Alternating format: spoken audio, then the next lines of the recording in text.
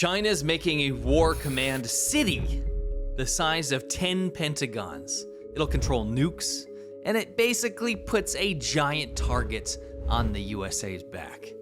Well, guys, I guess China is really serious about taking us out now.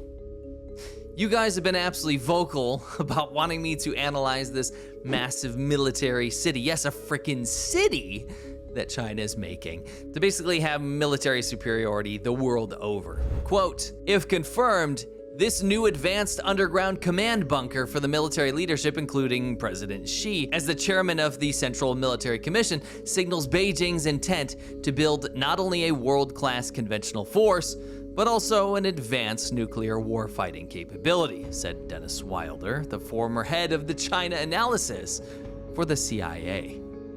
Nearly 10 times bigger than the Pentagon, it's fitting for Xi Jinping's ambitions to surpass the US. This fortress only serves one purpose, which is to act as a doomsday bunker for China's increasingly sophisticated and capable military. Guys, I mean, it's China. This is an evil-ass government who tells the world that it wants peace, and then it gets its sycophants to spread this message that it's some global arbitrator of peace and it just wants global cooperation and friendship everywhere. But meanwhile, it makes the biggest military command center in the entire world and wants to use it to literally take over the entire world. This station is for an overt invasion. This is to combat the USA in the future. This is for future war. The problem is people see the military parades, they see this giant, huge, massive command station, they see the big nuclear silos, they see millions of soldiers in China ready to head in battle. And I mean, China's got Taiwan encircled, they're cornering the Philippines, I mean, they frickin' sailed warships near Australia. But the thing is, people can only sit around and wonder what will happen, what will be the response when the day comes that China actually invades or attacks or engages the US in warfare. But here's my problem with this. This planning, all these plans, give China an out. It gives China an excuse. They get to go through with all these plans and plan for the future, plan for future invasion, plan for future attack. The US cannot retaliate because you can't retaliate against preparations. You can't retaliate or fight back against plans.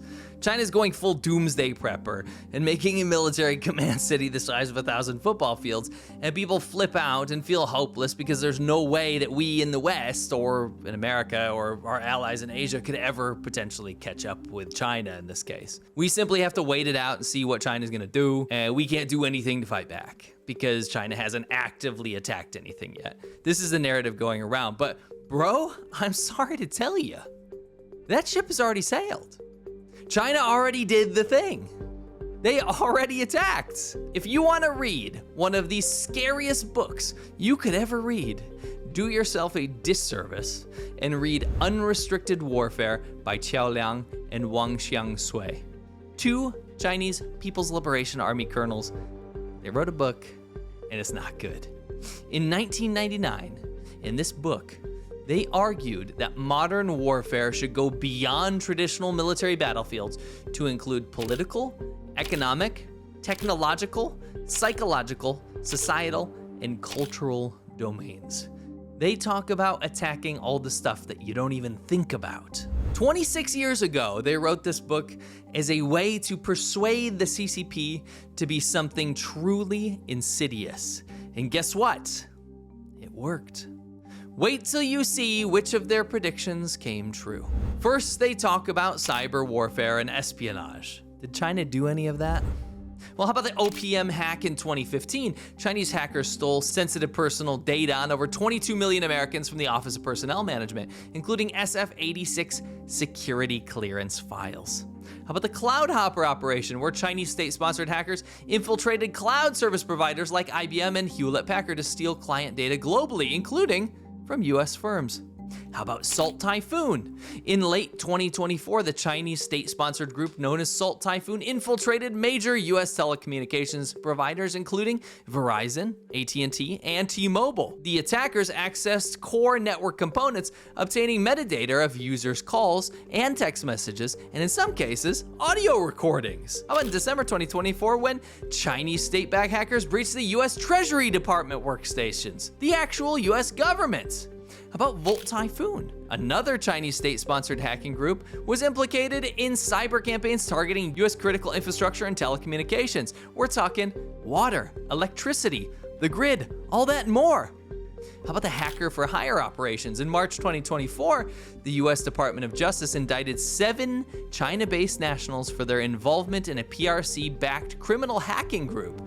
This group targeted US-based critics, businesses, and political officials with malicious cyber operations intended to intimidate and silence dissidents and steal from their businesses. This group has been active for 14 years. China's also been exploiting vulnerabilities in software. Like, for example, in early 2025, multiple state-backed hacking groups from China, along with others from North Korea, Iran, and Russia, exploited new Windows vulnerabilities and used it for data theft and cyber espionage, zero-day attacks. How about when they attacked our healthcare sector? Remember in mid-2024, ransomware actors attacked the largest payment processor for US healthcare transactions, hampering prescriptions, causing extended delays in accessing electronic health records, patient communications, and medication ordering systems. How about manipulating the economy as they predicted in this book? Well, China has historically been accused of devaluing the RMB, the yuan, their currency, to make its exports cheaper, affecting US trade competitiveness. How about the control of rare earths? China controls around 80% of global rare earth exports, which are necessary for US defense and tech. Beijing has repeatedly used this as a geostrategic pressure tool, including recently during the US and China trade disputes. How about intellectual property theft? Well, US officials estimate that China has stolen hundreds of billions of dollars per year through corporate espionage, especially targeting defense, tech, and biotech industries. That's trillions of dollars overall. How about our beloved academic and scientific research facilities? Well, those have been infiltrated too. The 1,000 Talents Program, a CCP recruitment campaign, offers grants to foreign scientists, including Americans, to transfer research and intellectual property to China, usually telling them not to disclose ties. Not only that, as of 2017, China requires Chinese people, no matter where they are in the world, to report any and all information to the CCP. This includes Chinese students abroad. US prosecutors and researchers at Harvard and the Cleveland Clinic and elsewhere have also exposed covert collaborations with Chinese institutions. How about PSYOPs, psychological operations, information warfare? For goodness sakes, TikTok. In a rare case of bipartisanship, Democrats and Republicans both agreed to ban TikTok. We voted on it, right guys? As Americans, we voted on this. We voted our leaders into power, and we agreed that TikTok should be banned. Still waiting on that one. Why would TikTok need to be banned? It's quite literally a psychological operation in the pockets of hundreds of millions of Americans. TikTok has an algorithm that promotes CCP ideals and could potentially be used in a conflict situation to send out disinformation, misinformation, and manipulate the opinion of Americans during a wartime scenario. It is real bad. How about straight up propaganda? Especially on US social media, Chinese state-linked accounts have run covert influence campaigns on Facebook, X, YouTube, all of them really, to sway opinion or sow division on sensitive US issues like race, COVID-19, elections. In fact, they spend billions of dollars to do this. And that's why you have Chinese propaganda all over your feed.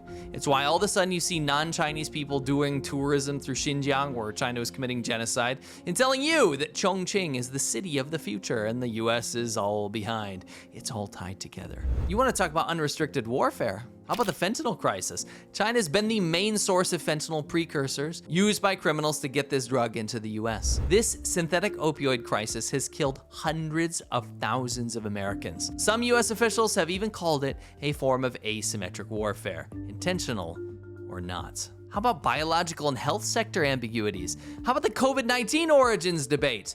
While COVID was probably not deliberately an act of warfare, the CCP's response certainly was. early suppression of outbreak information, silencing of doctors, allowing Chinese citizens to travel abroad while locking them down in China, and crafting misinformation campaigns, this has all been seen as a case study in information warfare during a global crisis. They got the WHO to tell the world that COVID wasn't even contagious, for goodness sakes.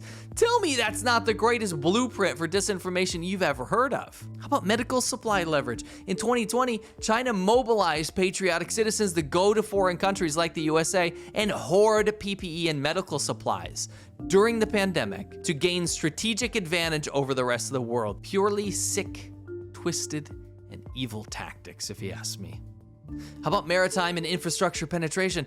Port investments. Chinese companies have acquired stakes in over a dozen ports globally, including strategic Western locations. Critics worry about dual-use capabilities. We're talking commercial and military. In fact, a lot of countries are going to lose their ports to the BRI initiative, where China will say, we built some of your infrastructure, now you got to give us a port because you can't afford to pay us back. How about Huawei's 5G infrastructure? The US and its allies have flagged Huawei as a national security threat due to its potential use for CCP surveillance through telecoms infrastructure. For goodness sakes, look at the frickin' satellites that they just found with those rogue radio communications devices in them. We're kinda screwed if we don't get away from China here. The be-all and end-all is that China's already invaded, and we've done little publicly to do anything about it. It's time to get serious about this, or it's game over. So when people ask you, what will happen when we go to war with China? Guys, we're already at war. It's just that this war doesn't look like the one that your grandpa fought in. If you guys like this episode, you're gonna wanna go check out The China Show. That's where I keep you guys up to date. It's my China news show. It's live, it's every single Friday. We cover everything from what's viral, to what's funny, to what's very, very serious. And it's basically the best way to stay on top of China news for that week. So go make sure you're subscribed to The China Show. If you wanna support my work, go check out my secret show. It's on patreon.com/ADVpodcast. Every Monday, I have a secret show where we cover the stuff that we can't cover on YouTube, always China related. It's really, really fun, but it's also very, very eye-opening as well. So go check it out. Thank you very much, and I'll catch you on the next one.